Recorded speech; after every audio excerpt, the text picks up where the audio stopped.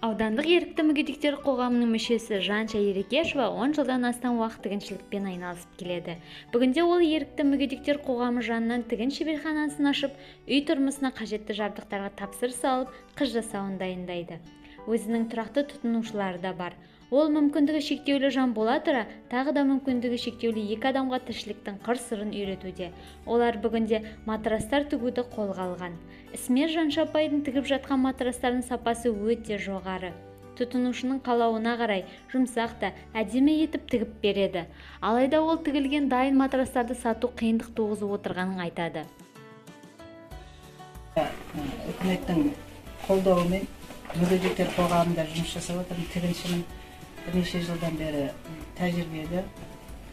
Сол тәжірибемді әрі қарай жалғастыруға қасыма адамдар алып, 1 жылдан бері жұмыс жасап жатырмын.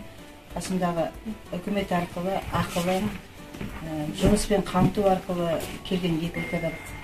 Екеуі де матрасты, болашақта мен матрасты тігем, мүгедектерді жинаймын, қыз-келіншектер қолынан іс келетін адамдарды жинаймын деп мақсат қойған. Сол мақсаттың жүзеге асып, мінекей 1 жылдан бері қасымда 2 адам жұмыс істеуде.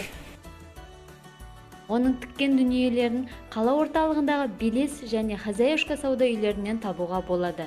Аталған дүкен иелері мүмкіндігі шектеулі жандардың қолынан шыққан дүниелерді қайырымдылық ретінде қабылдап, үстемесі сатып беруге көмектесіп отырған көрінеді. Оның алға қойған мақсаты үлкен. Болашақта үлкен тігін шеберханасын ашып, мүмкіндігі шектеулі жандарға арналған жұмыс орындарын ашқысы келеді.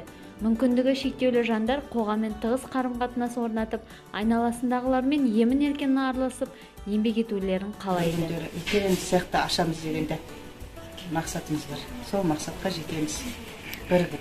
Арнайы Мұғалжар үшін Айгерім Дарханқызы, Зайырбек Зайытұлы.